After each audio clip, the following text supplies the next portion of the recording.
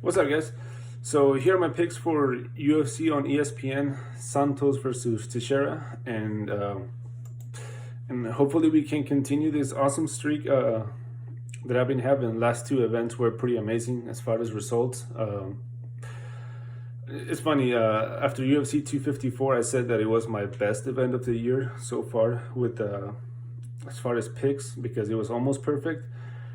And then last week it was my best event of the year, 100% 11 of 11. However, the only thing about last event is that I did not get to watch it because I for sure would have done like a post-fight review, but I had to do a lot of things because it was Halloween, had a lot of things going on, and yeah, I didn't get to watch the event. So, and I haven't seen any of the fights. So I can't really make any comments about it. But the picks are there, the results are there, and like I said, hopefully this one is just as good, and or at least let's go for let's go for 80-90%. I'll do a couple, 4 from the main event, from the main card, and a couple from the prelims. So Santos versus Teixeira. Like I always do, main event. I go from main event to the lower one. So I have Thiago Santos winning by KO or TKO round 1.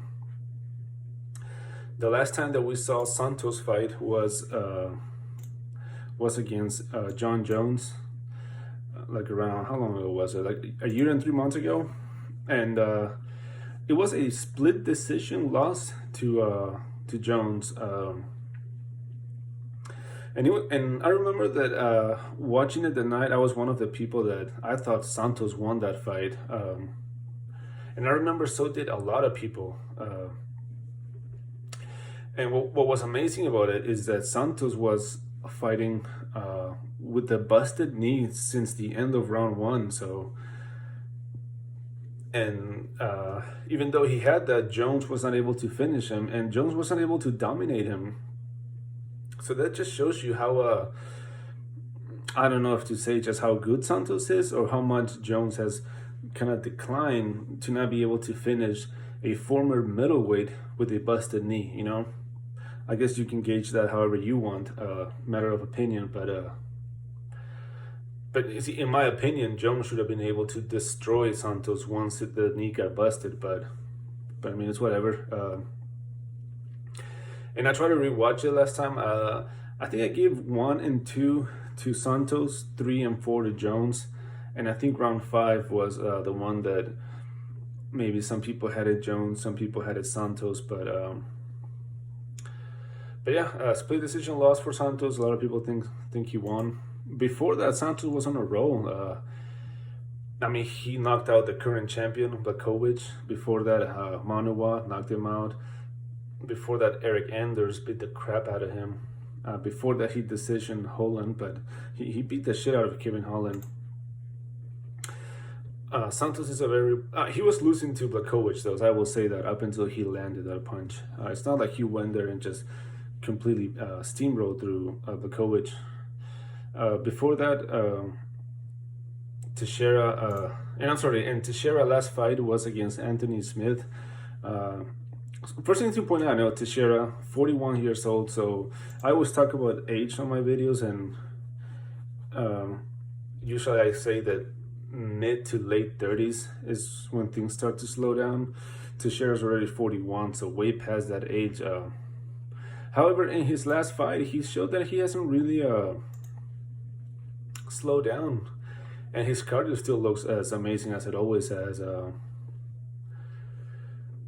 I was trying to see how many times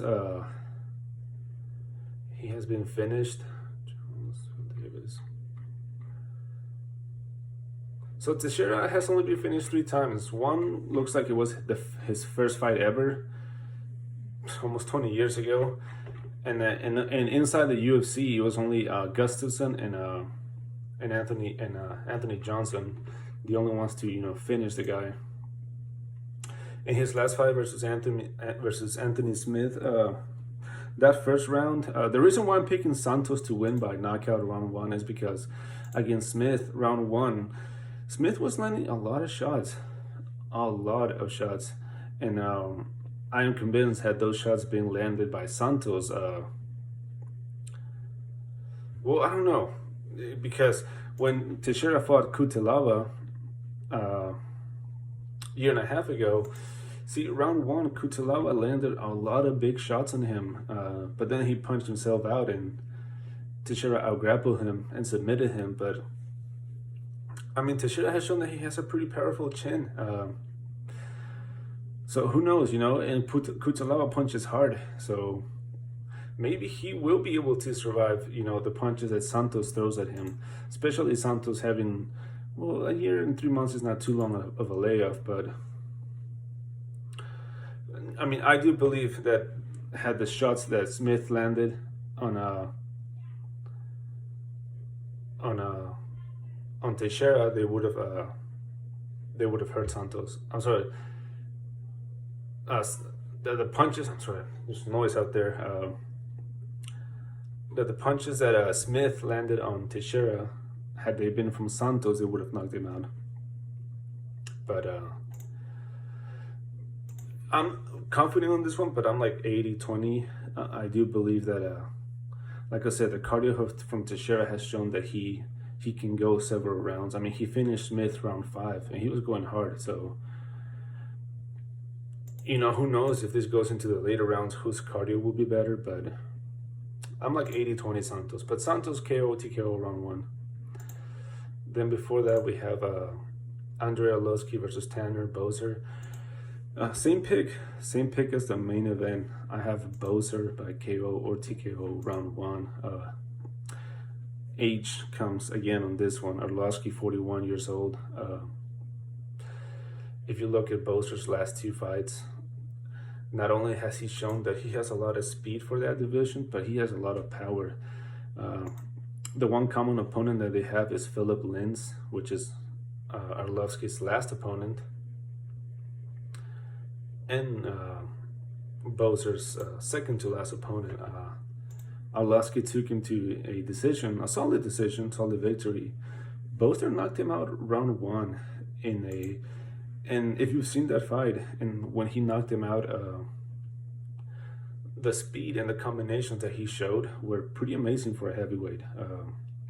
Like, I was really surprised how he was able to land, like, after the initial punch that hurt Lins, the follow-up, and then the ground and pound. I just don't see Arlovski being able to keep up with the movement, the speed, the hand speed of Boser. And I think eventually Boser will catch him with the clean right hand and knock Arlovski out. Arlovski has I mean, he's been knocked out a lot of times. We know your chin doesn't really get better. It only gets worse, you know, combined with time and all that. Arlovski is the bigger guy for sure, and the more experienced guy, but I don't think that's gonna matter in this fight. I think, well, he might have his moments and land. Oh, and the other thing is Boser's chin. I mean, this guy took everything Cyril Gane landed at him. And if you've seen Cyril Gane fight, that guy's a tank. So I'm confident that Boser is able to get on the inside and maybe eat a couple shots as long as he can land his. And I think he will, and I think he'll knock Arlovski out. So Boser KO or TKO round 1. Then Raoni Barcelos versus Khalid Taha. I have Raoni Barcelos by submission round 3.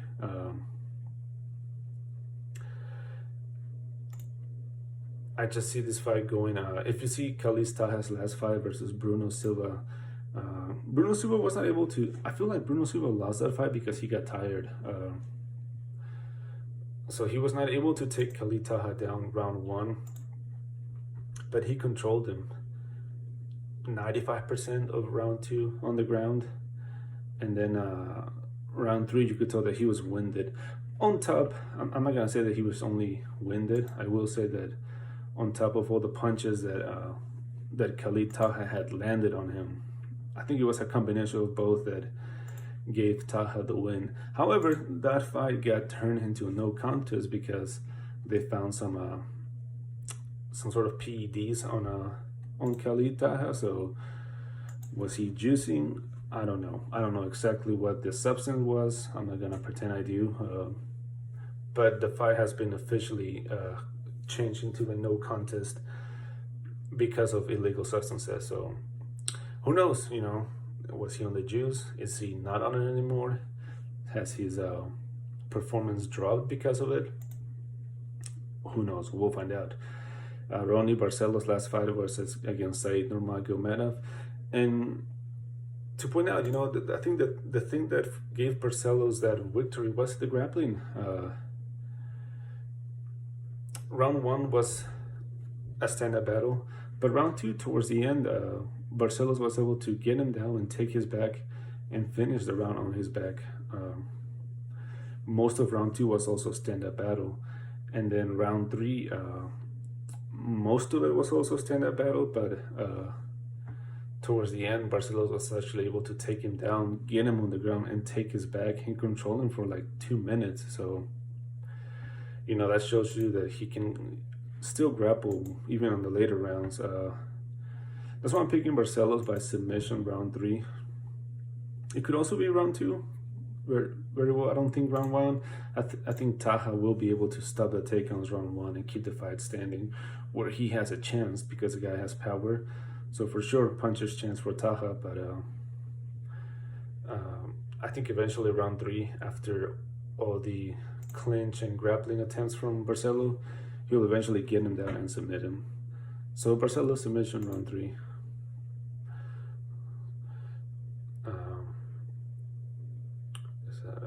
Okay, then the one that I have for the preliminaries is Chikadze versus Jamie SImmons. Chikadze fought just 3 weeks ago against Omar Morales, which was a fight that I picked Chikadze to win. I picked him to win by decision, and he won by decision. And he was an underdog, so I can't remember if I posted that fight on my... Let me check real quick. I don't want to say that. I mean, you can see it on my topology, which I will leave the link on the description of this video. But when was it? Was it I can't remember which one it was. Maybe it was the... What's up, guys? So here are my picks. Let me see real quick.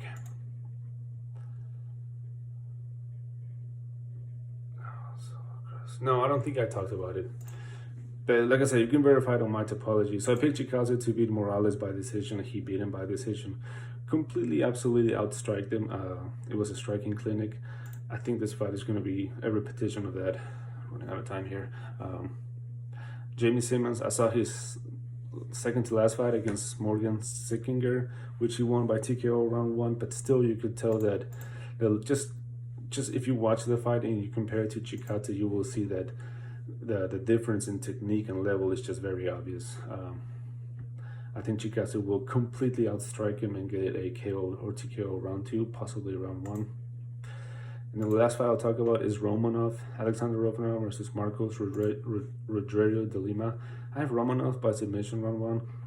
If you see Romanov's last fight versus Roque Martinez, he completely, absolutely destroyed him. There's only been a few times in the UFC where a round has been such a beatdown that you could argue for a 10-7 round. And I think the first round between Romanov and Roque Martinez could have been a 10-7 for Romanov. Like, what an absolute beating. And then he submitted him round 2, which was... You could tell Romanov got a little tired, but still... I'm out of time here, goddammit. I need to do my summary. So, Santos KO TKO round 1, but if it goes to the later round, Teixeira could surprise. Boser KO TKO round 1. Ronnie Barcelos by submission round 3. Heinisch by decision, completely jumped that one. Chikadze KO TKO round 2. And Romanov submission round 1. I completely skipped over Heinisch and Brendan Allen. I think Heinisch keeps the fight standing and pulls a decision on that one. Sorry about that. All right, guys, have a good one.